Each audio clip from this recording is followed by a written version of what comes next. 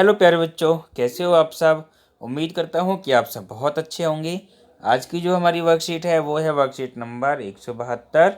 Date है आज 18 फरवरी 2021। यहाँ आप अपना नाम लिखेंगे और यहाँ पर आप अपने क्लास टीचर का नाम लिखेंगे। आज की हमारी वर्कशीट है हिंदी की वर्कशीट और आज हम पढ़ेंगे पाठ स्वामी की दादी। तो चलिए शुरू करते हैं आज की वर्कशीट।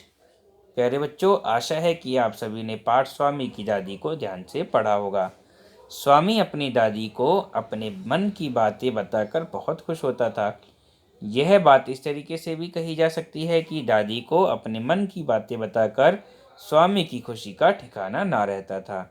यह खुशी का ठिकाना ना रहना एक मुहावरा है जिसका अर्थ है बहुत खुश होना। मुहावरों के प्रयोग से बात अधिक रोचक व आकर्षक हो जाती है। अब प्रश्न नंबर 1 है, नीचे दिए गए चित्रों को देखकर मुहावरे पहचानिए व उन पर उनका वाक्यों में प्रयोग कीजिए। पहला जो मुहावरा है, ईद का चांद होना। जब से मोहन ने दूसरे शहर में अपनी दुकान खोल ली है वह तो ईद का चांद हो गया है। दूसरा जो मुहावरा है, दांत खट्टे करना। युद्ध के दौरान भारतीय सेना ने दुश्मन सेना के दांत खट्टे कर दिए। तीसरा है, आंख का तारा होना। सोनू अपनी माँ की आंखों का तारा है। चौथा है, घी के दिए जलाना। राम के अयोध्या आने पर लोगों ने घी के दिए जलाए। अब आते हैं प्रश्न नंबर 2 पर। देखिए, प्रश्न नंबर 2 में आपको दिया हुआ है, नाक में दम करना। इस मुहावरे का अर्थ है बहुत परेशान करना।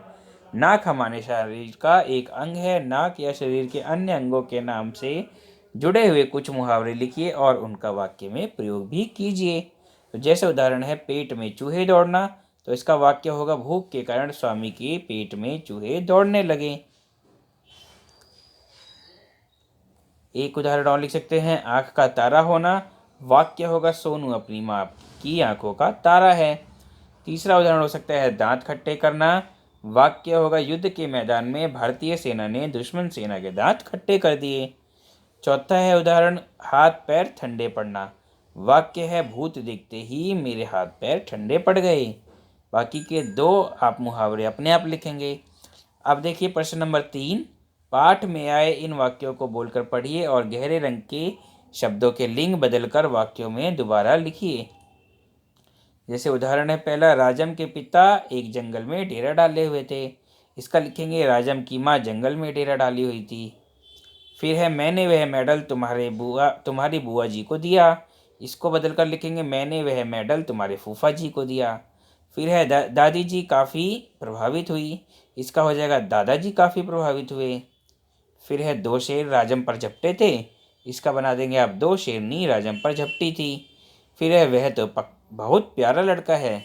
इसका बनेगा, वह तो बहुत प्यारी लड़की है। दादी जी राजा की कहानी सुनाते हुए सो गई। इसका वाक्य बनेगा, दादी जी रानी की कहानी सुनाते हुए सो गई। अब आते हैं हम प्रश्न नंबर 4 पर। प्रश्न नंबर 4 में आपसे पूछा है, आपने स्वामी के मित्र राजम के बारे में पढ़ा। स्वामी उससे बहुत प्रभावित था। तो क्या आप भी कभी किसी से इतना प्रभावित हुए हैं? यदि हाँ तो बताइए किससे और क्यों। तो आपको बताना है कि क्या कभी आप किसी से बहुत प्रभावित हुए हैं। और है, अपनी कल्पना से राजम का एक चित्र बनाइए और उसकी कुछ विशेषताएं भी लिखिए। आपको राजम का एक चित्र बनाना है और उसकी कुछ विशेषताएं लिखनी है। अब नोट है, मुहावरे के और अधिक अभ्यास के लिए रिमझिम की अभ्यास पुस्तिका के पृष्ठ संख्या 128 और लिंक के अभ्यास के लिए पृष्ठ संख्या 118 कीजिए। आपकी जो हिंदी की वर्कबुक है उसका पेज नंबर 118 और पेज नंबर 128 करना है और उसकी फ़ोटो लेकर व्हाट्सएप ग्रुप में भेजनी है। तो उम्मीद करता हूँ कि आपको ये वर्कशीट समझ में आ गई होगी। तब तक अब मिलते हैं अगली वर्कशीट में। तब तक के लिए सभी बच्चों को bye bye and thank you.